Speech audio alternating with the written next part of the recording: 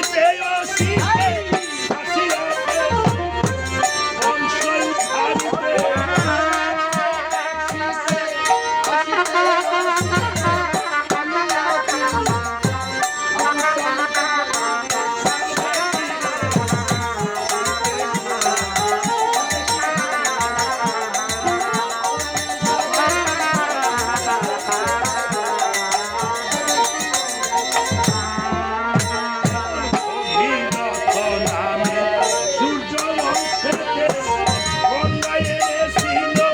বংশ উদ্ধারিতে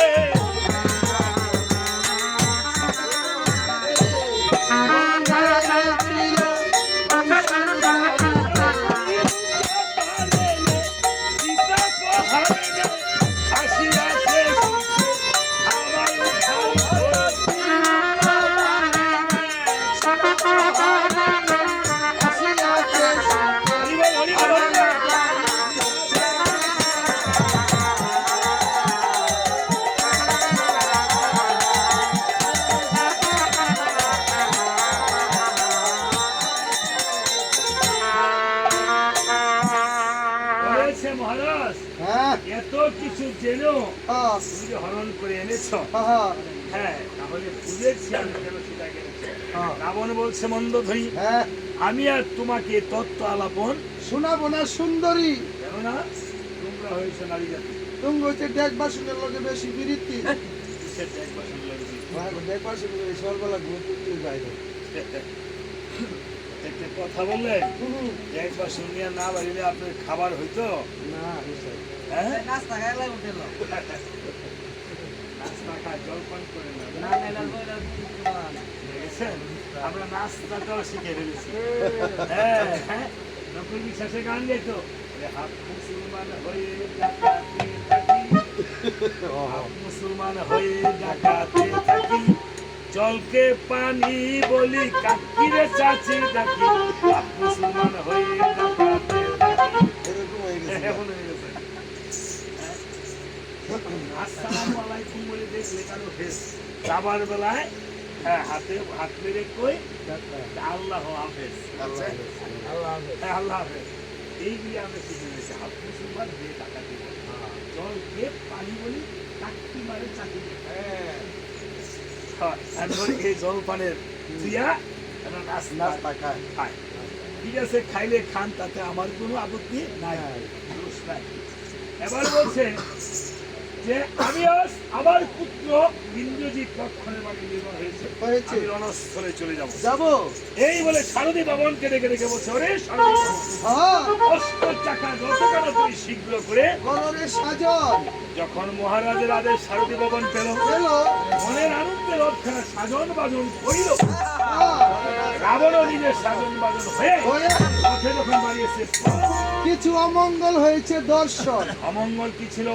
শকুনে মারে পাখার বাড়ি, গিরদিনি করে রাও, সম্মুখেতে পড়ে গেল কাইল্লা পেশার সাও, পড়িল যখন কালো বনের পেঁচা, নিজ ধনুকে থোতার মধ্যে খাইছে খুসা। আরে গুসাই কিসের থুতায় গেছে? গড়তে বাইরে শুনবো রাবণের থোতার মধ্যে খাইয়ে লুছে। থুতায় না গুসাই, আরে চোখে খাইছে গুসা, চোখে থুতার চোখ এক জায়গায় হোক, কাছাকাছি। আকাশেতে মেঘ নাই, ঘন ঘন রাত, রথের ধ্বজা ভেঙে উল্টা চলছে বা। আজকে সাংঘাতিক অমঙ্গল। আজকে বাইরে শুনবো অমঙ্গল। রাবণ হ্যাঁ আজকে তো অমঙ্গল কিসের কারণ? অমঙ্গল তো হবেই। আপনি তো যাত্রাকালে মা অভয়ার মন্দিরে গিয়ে স্তুতি ভক্তি করে আসেননি, দেখেছেন? যাত্রাকালে যদি অমঙ্গল দেখেন তাহলে সেটা গুরুপুরি যদি জিজ্ঞাসা করি বা ঠাকুর দেবতার নাম স্মরণ করে যেতে হয়। দুর্গা নাম আমি যে কোনো যাত্রাকালে দুর্গা নাম স্মরণ করে দিলে আপনার এই কার্তিক যে নিষ্ঠা আমাদের শরীরে রক্ষা কবচের সৃষ্টি হয়। মা বাবাকে ভক্তি করে প্রথম সকালে ঘুম থেকে উঠে আমার ভগবান রামচন্দ্র কি করতো? প্রথম উঠে শুধু নিজের গর্ভদায়িনী মানা, এই যে যেই মা মনে দিল এই কৈকি মা, সেই কৈকি মাকে ভক্তি করতেন। হ্যাঁ এই কৈকি মাকে ভক্তি করার কথা বাবাকে প্রথমে মাটিতে প্রণাম করতো। আপনার মাটিতে আমরা একটা মা, এই মা বাবাকে ভক্তি করে গেলে এখন তো সন্তানেরা মা বাবারে ভক্তি করে কবে? 2 দিন ভক্তি করে, হ্যাঁ বিয়ার দিন, আর যেদিন মায় মরে থাকা মরে গেলে ভালো বয়স হয় ভক্তি করে বাবা। আমাদের আপনাদেরকে বলছি অনেক সন্তান আছে প্রতিদিন মা এই যে মামুনি তোমাদেরকে বলছি এই মা বাবা চলে গেলে আর এই যে আমার এই দাদারা আর পাবে ভক্তি করতে চাও আর পাবে এই যতদিন মা বাবাকে ভক্তি করলে আমার কাছে 1800 বছর আগে রামায়ণ আছে তো আমার কাছে 1300 বছর 1200 বছর আগে গীতা আছে আপনার 5টা রামায়ণ গ্রন্থ আছে এই রামায়ণ এখনকার রামায়ণগুলো আপনি এরকম পাবেন না তো হ্যাঁ আমার কাছে আছে আমি এই যে ইউটিউব আমি এগুলি দেবো আর মাঝে মাঝে ইউটিউবে সঞ্জিত পাঁচটা রামায়ণ দিয়ে সার্চ করে পাবেন আমি রামায়ণে তারপরে ফেসবুকে এই পাতাগুলো একটু প্রতিকপি করে বা করে আমি রামচন্দ্র নিজে বলছে এই যে চামচটা কেন কেন এই চামচটা হ্যাঁ চামচটা দিয়ে আপনারা ভর্তি করেন না পায়রা ঘরে পাতা এই এবং রামনাম কীর্তন এই চামচটা কেন থাকে আমি ইন্ডিয়া সিরিজ সহ বিভিন্ন জায়গায় দেখি আমি রামায়ণ কীর্তন করছি এই যে আপনি গিয়েছে কিছুদিন আগে রামনবমী গেল না সুদীপ এই রামনবমীতে আমাদের দশমীতে বলছে এই যে রাম সীতা চিত্র করতে আসে হ্যাঁ এই যে বলকাঙ্গলি হনুমানের আপনার যে কোনো কার্য যদি আপনার সমাপ্ত না হয় এই বলকাঙ্গলি হনুমান চালিসা আপনি পাঠ করবেন 3 মাস এবং আপনার খাঁটি ঘৃত এবং নেটে শুরু দিয়ে বলকাঙ্গলি চরণে দিয়ে আপনি একটা টাকা দান করবেন এই বলকাঙ্গলি অনুসারে সমস্ত এটা আমার মুখের কথা না ভগবান রামচন্দ্র নিজে বলেছে হনুমান কেন বলতে নাম সারা গায়ে সিঁদুর মেখে দিল এই বনের পশু হয়ে মা সীতাকে দেখে বলছে মা সিঁদুর মা দেখতে হয় তোর বগুড়া আইসকাল দিতে হয় তাই নাকি সামান্য সিঁড়িতে সিঁদুর দিয়ে বগুড়া আইসকাল দিতে পায় আমি সারা অঙ্গে সিঁদুর লাল হয়ে গেছে রামচন্দ্র সেদিন আশীর্বাদ করছে হনুমান আজকে নাম রাখবেন বলতাম যে তোর নাম স্মরণ করবে আমার পূজার আগে তোর পূজা হবে এই জন্য রামনবমীতে রাম পূজার আগে হনুমানের পূজা হয় এই চামর রূপে তুই থাকবি যারা যাহার জন্য দিবে রামায়ণ কীর্তন এবং যারা করবে রামায়ণ কীর্তন যারা করবে রামায়ণ কীর্তন শ্রবণ আমি কথা দিলাম রামচন্দ্র ব্রহ্ম সনাতন সেই লোকেরা যত পাপী হোক ওরে আসামি তাদেরকে বই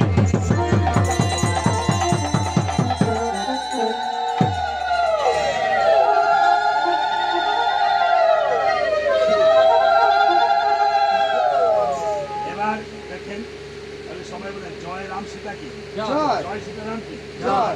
ভগবান তো এই জন্য চামরের স্পর্শ আশীর্বাদ না নিয়ে যাবেন না হ্যাঁ কিন্তু আমাদের দক্ষিণে করতে আছে দক্ষিণে তো করবেন না করেন একটা পুষ্প নিয়ে যাবেন গোবিন্দের চরণ দিয়ে হ্যাঁ একটা চামরের আশীর্বাদ নিয়ে যাবেন শরীর খারাপ হলো বলছে দেখো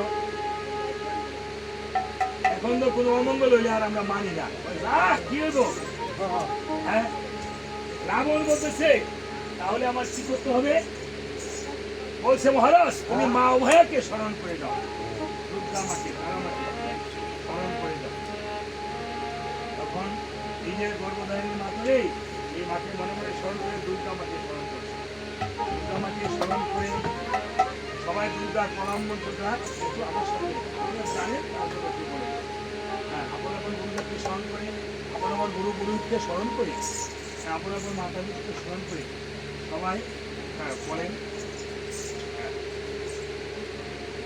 সবার যেহেতু ব্রাহ্মণ বাড়ি ব্রাহ্মণরা বলবেন ওম হ্যাঁ সবাই বলেন যে ওম নম সর্ব মঙ্গল মঙ্গলে শিবে সর্বাত্ম আদিতে শরণ্যে নম্বকে গৌরী নারায়ণী নমস্তুতে সৃষ্টি বিনাশনা শক্তিভূতে সনাতনী গুণশ্রয় গুণময় নারায়ণী নমস্তুতে সরণা বদবিরাজ্য পরিত্রাণ পরায়ণী সর্বশান্তি হরে দেবী নারায়ণী নমস্তুতে তং বৈষ্ণবী শক্তি অনন্ত বিদ্যা বিশ্বস্বরীয় পরমাসীমা সম্মোহিতং দেবী সমস্ত বেতন তং বই প্রসন্নাভূমি মুক্তি হেতু ওম সহ নাববত সহন ভুনক্তু সহবীর্য মনোভাবহী তেজস্বী নাবদিতমস্তু মা বিদ্বিষা ও হই ওম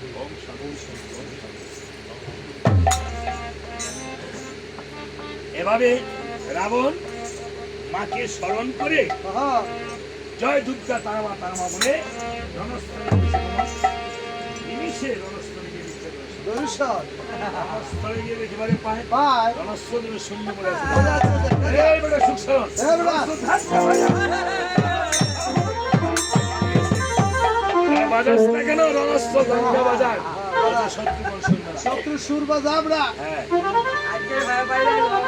যখন বাজিয়েছে শিবিরে থেকে শুনতে পেয়েছিল ঠাকুর রাম আর লক্ষণ রামচন্দ্র শুনে বলছে ধার্মিক বিভীষণ হ্যাঁ আজকে আজকে মার নামে বাবার নামে তারা যে বস্ত্রদানটা এনেছে ভাইয়েরা দুটি ভাই আসেন নিয়মে বস্ত্রের সাথে কীর্তনিয়া দেখে বায়ান দেখে উপনীত হয় তারা পারে পরে হ্যাঁ না পারলে কীর্তনিয়া দিতে আর দুটি ভাই আসেন আর যদি কারো যেহেতু মায়ের প্রণামন্ত হয়েছে এবং মা বাবার জন্য বস্ত্রদানের মহিমা দান করবো মাতৃ পুরাণে আছে বস্ত্রদান করে আমরা পুত্রবধূরা আছেন না মেয়ে আছেন না বড় ভাইয়ের মাথায় পিছনে তাদেরকে একটু ধরে রাখেন আপনি পিছনে বড় ভাইয়ের পিছনে যান আর যারা যারা আপন আপন স্বামীকে প্রণাম করবে যায় যায় ছোট যায় বড় যাকে প্রণাম করবে আর মেয়ে কয়জন বোন কয়জন আপনাদের এরা কোথায় হ্যাঁ আপনারাও এখানে ঠাকুরের কাছে মার জন্য প্রার্থনা সন্তানের প্রার্থনাই মা ভগবান সবচেয়ে বেশি এই বছরটা আপনারা পিছনে ধরে রাখেন সবাই আর যদি কারো মনোবাঞ্ছা থাকে সবাই একটু হলুদ ধ্বনি করে আসবে আসতেছে আর বাকিরা আসবে বস্ত্রদানের মহিমাটা এক মিনিট বাজেন না বলছি মার্কণ্ড পুরাণে আপনার আছে যে দেখবেন আপনার বাড়িতে নতুন অভিজ্ঞতা আসে বস্ত্রদান করেন আপনার শ্রাদ্ধ স্বামীকে পুরোপুরিতে বস্ত্রদান করেন গরিব দুঃখীদেরকে দান করেন বিভিন্নভাবে দান করেন এই বস্ত্রদানের মহিমা হচ্ছে যদি মা বাবার নামে কোনো সন্তান হ্যাঁ মাতা পিতার নামে পুত্রবধূ বা সন্তান কোনো দান করে এর মধ্যে বিশেষ করে বস্ত্রদান করে এই দানটা অপার মহিমা এই বস্তু যতগুলো সুতা আছে এই সুতার সহস্রগুলি কল্পকাল মা বাবা ভগবানের কাছে আমি প্রার্থনা করছি আপনাদের জন্মদিনে নিয়ে আপনারা আশীর্বাদ করবেন যেন আজকে এই পুত্র কন্যা পুত্রবধূগণ বস্ত্রদান করছে যদি এই মায়ারানী গোস্বামী না মায়ারানী গোস্বামী এবং তাদের আপনার বাবার নাম জানি কি তপন হ্যাঁ তপন তাকে মনে মনে স্মরণ করুন যদি জেলেটা যদি কোনো অন্যায় অপরাধ করে থাকে সেজন্য ভগবান ক্ষমা করে দেবে আপনাদের জন্মদিন বা আপনারা ক্ষমা করে দেবেন এবং এই বস্ত্র পরিমাণ যত বস্ত্র সুতা আছে সেই সুতা শত কিছু গল্প খাওয়ার জন্য বই ভগবান সবাই হুঁজুরি করেন সবাই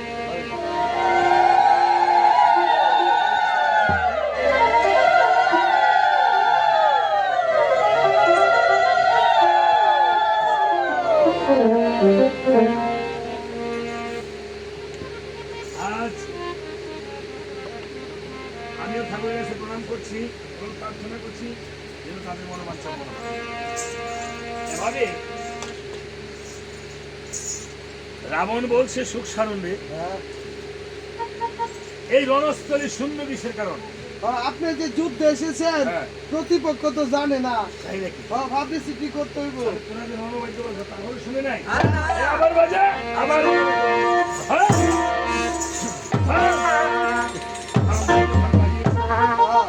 শিবিরে থেকে শুনতে পেয়েছিল ঠাকুর রাম আর লক্ষণ রামচন্দ্র শুনে বলছে ধার্মিক বিভীষণ হ্যাঁ আজ আমার যুদ্ধ আসবে লঙ্কার রাজা দশানন দশানন্দিত এসেছে আমি এখানে তুমিও এখানে তুমি কেমন করে জানবে যে দশানন্দিত এসেছে দশানন ব্যতীত এই রণগণটা কেউ বাজাতে পারে না তাই নাকি সাহস হয়ে নাই তো না সাহসী পাই না। ঠিক আছে তাহলে আমি করতে যাবো না। বলছে মিত্র বিভীষণ হ্যাঁ মিত্র হে রাম হ্যাঁ আজকে কিন্তু লক্ষণ যুদ্ধে যেতে পারবে না কখনো। কখন লক্ষণ যদি যুদ্ধে যায় তাহলে প্রাণ নিয়ে ফিরে আসতে পারবে না পারবে না আমার প্রভু রামচন্দ্র বলছে ও, ভাই লক্ষণ হ্যাঁ তুমি কিন্তু রে ভাই আজ যুদ্ধে যেতে পারবে না আমি রাস্তা কিন্তু কাউকে চোখে দেবো না। রথ না ভাই, এই বলে করেছিল কেমন, ওরে বারে বারে বলি রে ভাই, যুদ্ধে যাবার কথা।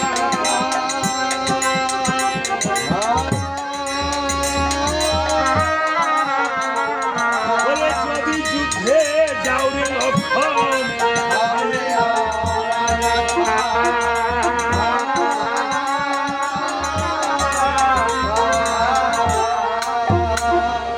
লক্ষণকে মাথা খাবার বিভীষণের কাছে সবিবে বলছে, মিত্র বিভীষণ, হ্যাঁ, আমার লক্ষণকে কবি তুমি ছাড়বে না কখন। কখন বিভীষণের কাছে সবিবে প্রভু রামচন্দ্র চলে গিয়েছেন রণস্থলে। রণস্থলে রামচন্দ্রের রূপেতে রণস্থল আলোকিত হয়ে গিয়েছে, রাবণ দৃষ্টি করে যায় একটা যেন কিসের আলো আসছে দেখা যায়। দেখা যায়। এই সুখসানন, হ্যাঁ, এই কিসের আলোটা আসছে এই সুখসানন? কেদারে পূর্ণিমা দিনে এইগুলা গুণ ভাগাইতেছে। মহারাজ, হ্যাঁ, এটা আলো নয়, কি এটাই হলো জগতের চন্দ্র প্রভু রাম। রামচন্দ্র কি বলিস, রামের রূপেতে হ্যাঁ, রণস্থল আলোকিত হয়েছে। হ্যাঁ, আরে আমি তো দেখতে পাচ্ছি না। ভালোভাবে দৃষ্টি করেছে দেখুন। সুখসানন, সুখসানন দেখতে পাচ্ছে, রাবণ দেখতে পাচ্ছে না। পাচ্ছি না। এটা কোন কারণ? এটার মধ্যে অন্তর্নিহিত ভাব আছে মা। সুখসারণ সারাক্ষণই রাবণ যা কিছু করে সুখসারণের কাছে জিজ্ঞাসা করে করে। এখানে সুখসারণ রাবণের গুরুর ভূমিকা পালন করছে। আপনার ভগবানের যে গোপন নামটা, এটা গুরুদেব কি করে কর্ণে দিয়ে দেন। দিয়ে দেন। তখন হ্যাঁ, ভক্ত ভগবানকে দর্শন না করতে পারে না। এই গুরুরও কিন্তু ভগবান এই পৃথিবী সুখসারণ দেখিয়ে দিচ্ছে। বলছে, মহারাজ আপনি কিভাবে দেখবেন যেই রামচন্দ্রকে যুগী ঋষি মণিগণ দেখিতে পায় না যুগ সাধনে। হ্যাঁ, এই রামচন্দ্রকে আপনি যখন সাধনে ভেঙে একটু ধ্যানস্থ হন, আমি আপনাকে ধরছি। হ্যাঁ, এই বলে সুখসারণ যখন বলছে, এই যে চেয়ে দেখুন প্রভু রাম। রামচন্দ্র সুখসারণ যখন ধরেছে তখন দশানন দেখতে পেয়েছে। দেখতে পেয়েছি। এখনো দেখতে পেয়েছে ছোট্ট একটা পালক আছে। হ্যাঁ, আর রাবণ 30 তাল মূর্তি, হ্যাঁ, আর রাম হয়েছে 9 তাল মূর্তি। 9 তাল মূর্তি। মতান্তরে কোন রামায়ণ আছে 7 তাল মূর্তি।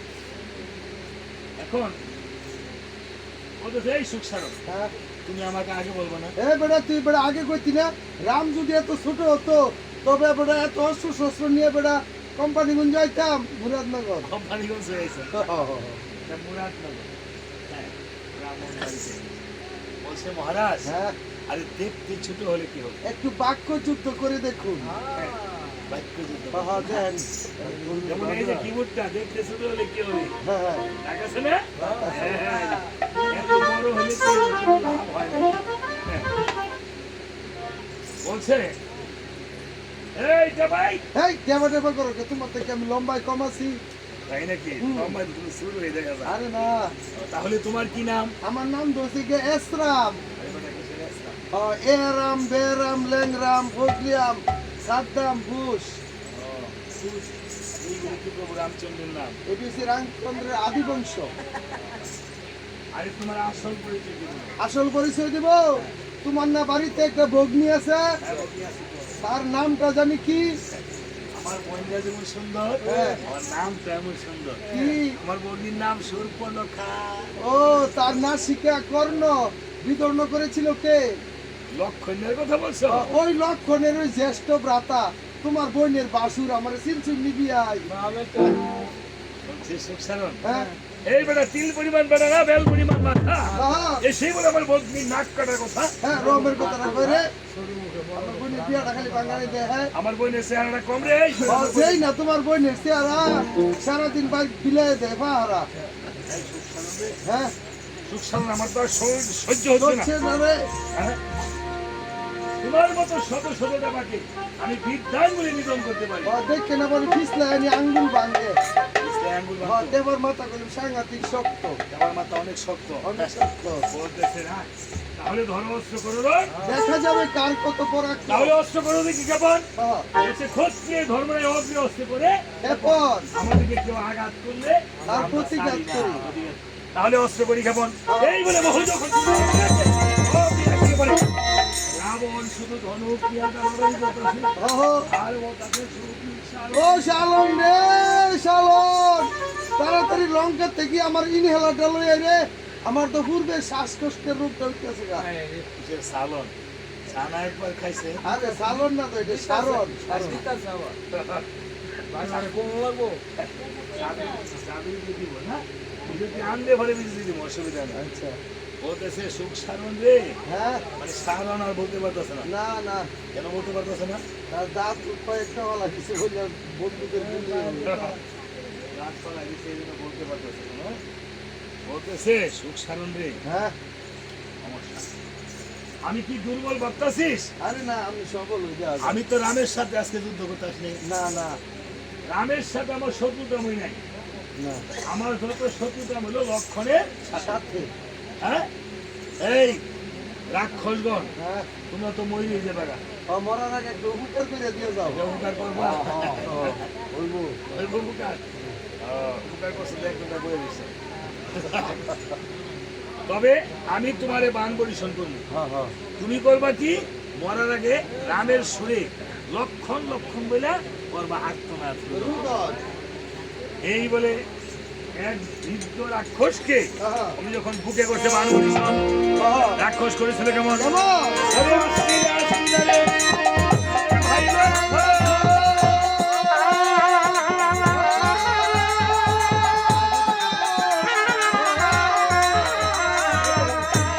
ওরে দেখে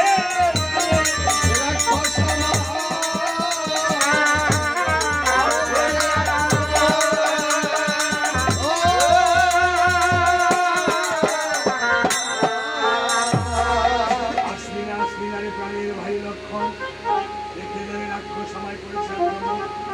এই ধ্বনি যখন লক্ষণের স্মৃতিগুলো প্রবেশ করিল লক্ষণ বিভীষণকে বলছে বিভীষণ হ্যাঁ, এই যে চেয়ে দেখো আমার ভাই বিপদে পড়েছে। বিপদে পড়েছে। মিত্র হে লক্ষণ হ্যাঁ, প্রভু রাম জন্য হলো গুরুত্ব বিহারী। সে প্রভু বিপদে আবারও যখন ধ্বনি এসেছে আসবিনা আসবিনা রে প্রাণীর ভাই লক্ষণ দেখে যাবে রাক্ষস সময় করছে আক্রমণ। এই ধ্বনি যখন এসেছে, লক্ষণ বলছে, ওরে ভীষণ, হ্যাঁ, তুমি আমার ছাড়বে কেন? কেন? তোমার ভাতা যদি আমার ভাতাকে করতে পারে রুদন, তাহলে তো তোমার ভালোই তাহলে তো তোমার আনন্দেরই কথা। কথা। ভীষণ নয়নের জল ছেড়ে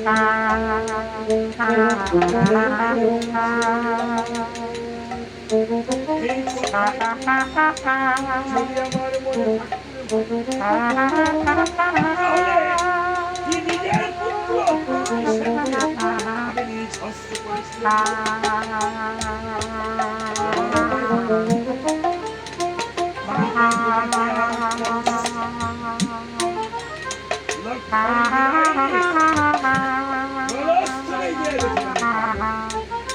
প্রভু রামচন্দ্র যেন একটি অস্ত্র ধরুন।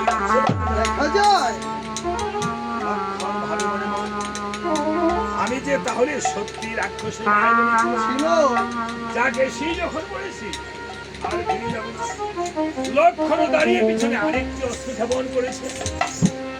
এক সময় যখন দুটি অস্ত্র এসেছে রাবণ তিন ধনুক ছেড়ে দিয়ে বলছে, "ওরে রাম অন্যায় ভাবে যদি তোমারও যেতে হবে নরক কুপন। বংশে সূর্য বংশে জন্ম করে বলিতম অন্যায় যুদ্ধ আমরা কারোর সাথেই করি নাই। তাহলে আমি যে একা পিছনে নিষ্ঠুর যাই, লক্ষণে যেন যুদ্ধে এসেছে দেখা যায়। কেঁদে কেঁদে বলছে, ভাই রে লক্ষণ, এই পৃথিবীর ভাই গুরু বলে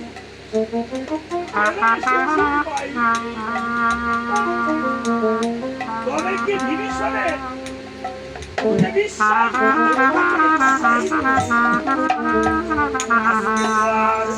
প্রাণ দিয়ে ফিরে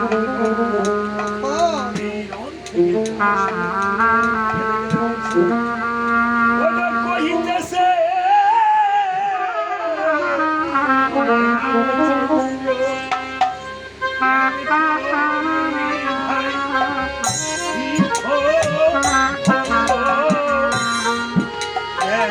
এলি ভাই যুদ্ধ করিলে মরি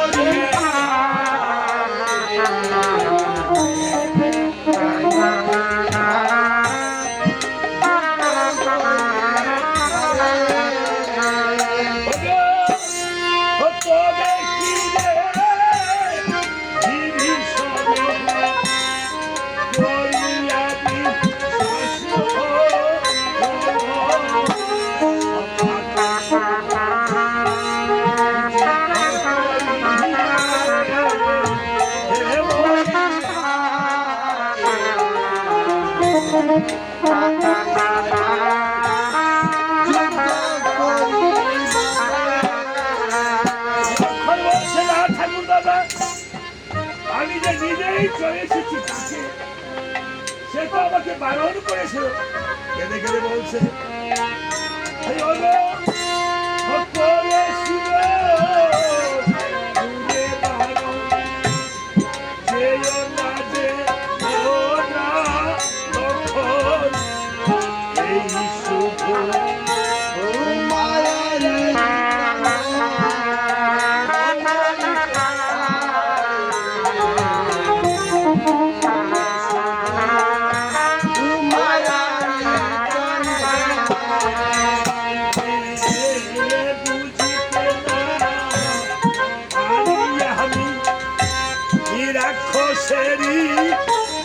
মায়া ধনী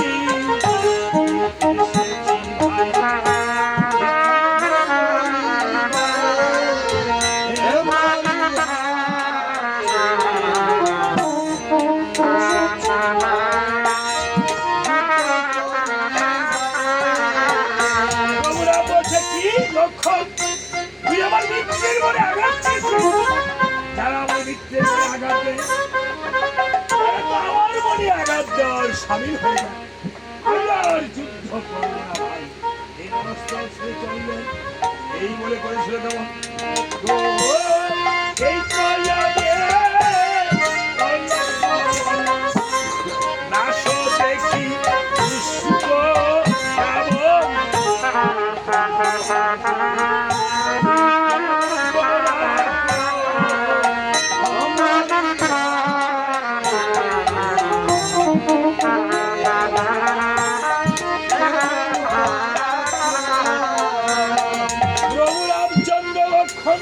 রেখে চলে গিয়েছে মিত্র যদি বন্ধুর মতো বন্ধু হয় বন্ধুর জন্য ভাইয়ের চেয়ে বেশি এই জন্য বলছি ইহকালের প্রেমদাতা পরকালের প্রভু যখন চলে গিয়েছে এবার হনুমান বলছে পুরা ঠাকুর প্রভু যখন চলে গেছে আমরা তো যুদ্ধে আইয়া বসছি এখন কি করবো যুদ্ধ কই রয়ে যায় দেয়ালে পিঠ ঠেকলে তাহলে তুমি প্রভু একটু রাখো আমি আগে তার সাথে তুমি দেয়াটা করে এই বলে হনুমান দেহখানা 100 জন বাড়িয়ে লেজটা ঢেকেছিল আকাশে চাপ দিয়ে রাবণের মাথায় বলে বাবু দিয়েছিল লারা রথখানা ভাঙ্গে হয়ে গেছে গুড়া গুড়া রাবণের গালে একটি চোর মেরেছে এই সাবার জাত নিয়ে এই সাবার নিয়ে ঠেয়া আছে চাপার দাঁত ওই চাপায় গেছে গা এক পানিতে দাঁত হই নাই সামনে করে সিঙ্গারা ফুলের মতন সিটটা হয়ে গেছে 20টা চাপার দাঁত আবার যখন উঠাইছে একটা চোর বলছে এই হনুমান শ্রীরামের দোহা আরে দুষ্টা তুই এটা করলি কি আমার রাম আর প্রভু তুই দিয়েছে আরে তো তোকে তো দিছি না আমি চোর তোকে দিছি মাত্র চাপ যদি দাম চোর তো বাড়ি গিয়া করতাম আমি ববেশ্বর কি আলু বেশি বলছে সুখ সাধন রে আমি তো আর কথা বলতে পারতাছি না আরে আমার তো দাঁত সবই ভালো দিছি আমার দাঁত কিন্তু কই দেখ লাগা লাগাই দেখ লাগেনি লাগাই দেখ লাগেনি লাগাই এই সাবাত লাগা এই সাবাত লাগবে না পারিশ্রম নষ্ট হয়েছে পারিশ্রম নষ্ট হয়েছে বলতেছে এগুলি পুরো সুখ সাধনে করছে কি একটা বুটলা বানছি মহারাজ হ্যাঁ হ্যাঁ কিন্তু রানীর কাছে নিয়ে দিয়ে খানির কাছে দিয়ে দিব এগুলো বাউ করবো না রানী কি দাঁতের ডাক্তার ডেন্টিস্ট মানে করছে তো রাখছে না হ্যাঁ হ্যাঁ তারপরে আসে না পর্যন্ত স্বর্ণ দিয়ে কিছু দাঁত টাত বান্ধা হয় না মানুষ? বান্ধায় অনেক তো বান্ধায় স্বর্ণ তো আবার অনেক দাম কমছে হ্যাঁ অনেক তো আমার মামাই সারা দিতে আমার ছিল না এটা জন্য প্রেমের ভাব জানে না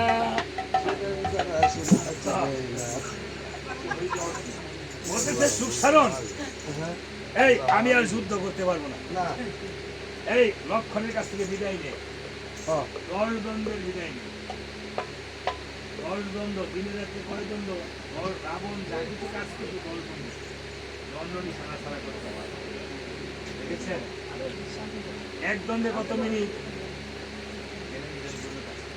লালন খুশির গান গেছে না জানো না মন খালে দিলে থাকে না মিন জল শুকালে এইভাবে তার মান লাল দিলে শুকনো না সময় দিলে সাধন হবে না হ্যাঁ অসময়ে কৃষি করে মিছামিছি খেতে মরে গাছ যদি হয় বীজের দূরে ফল ধরে না হবে না হ্যাঁ অমাবস্যা পূর্ণিমা হয় শুভক্ষণ সেই যুগে হলো লালন বলে তার সে সময় করে বন্ধ দেখেছে না হ্যাঁ ধরেন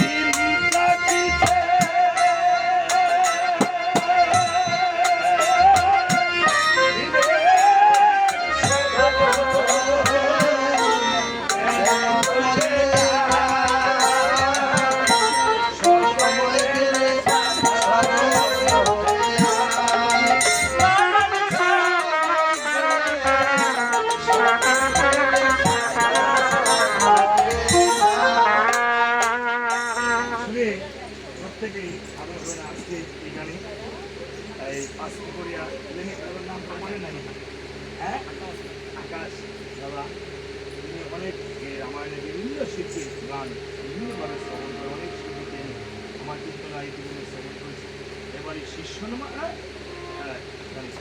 গুরুমাতা না গুরুমাতার জন্য পুত্র শিষ্যপুত্র এই পুত্রকে এই টাকা দক্ষিণা আনতে পেরেছে আমি শুরু করছি যেন এই আকাশ আজকে অনেক মেয়েরা হয়তো আমরা পালা চালিয়ে যাবো আপনারা যতক্ষণ থাকেন এই আপনার বান নামে সবার মাথায় চামচ রাখতে সবার ঘরে বাইরে যারা যারা আছে ওখানে তো দেখে যাবে এভাবে রামচন্দ্র হ্যাঁ বলেছিল কেমন হনুমান লক্ষণের কাছ থেকে 10 দণ্ডে বিদায় নিছে হ্যাঁ হনুমান বলছে প্রভু হ্যাঁ আরে বিদায় দিয়ে দাও দিয়া দাও বিদায়। এইবারে আইলে আইব না আইলে নাই এদিকে আমার কোনো আসে যায় না হ্যাঁ, আমরা কি আসলে সব তো একটা দিয়ে দিছে। হ্যাঁ সব দরকার দিয়ে দিছি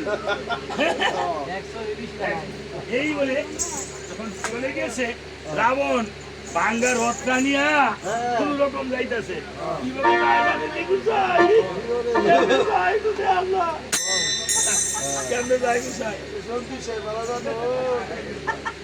আর তুই ভালো এইভাবে চলতেছে এইভাবে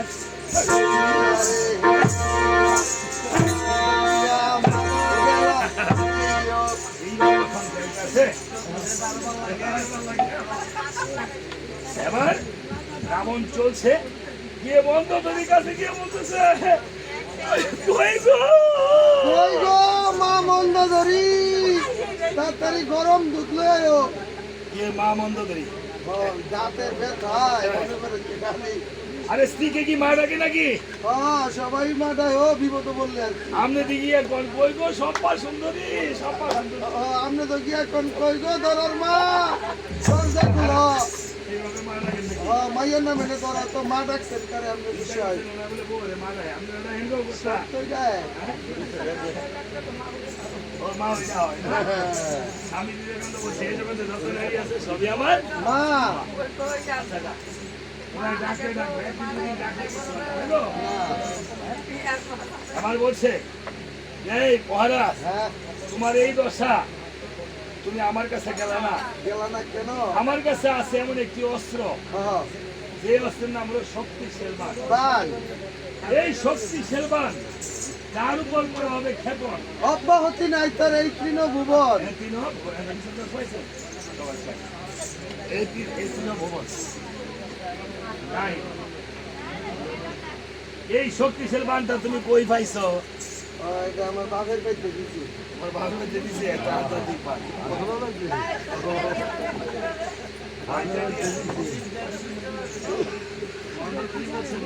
হ্যাঁ কিভাবে এই বানখানা পাইছি আমি বলি শক্তিশাল বান আমাদের শক্তিশাল জন্মটা বলতে হয় আপনি লড়াচড়া করতেছেন কি মায়েরা ওদেরকে হবে না যদি খারাপ থাকে তাহলে চলে যান বন্ধ করে দেই এই পাংখাটা লাগানোর সমস্যা হয়েছে পাংখাটা তো দেওয়ার নিয়ম হলো আমারে তো ভক্তরা আমারে না দিয়া দেয় দেওয়ার নিয়ম হলো কীর্তন না রে বুঝেন না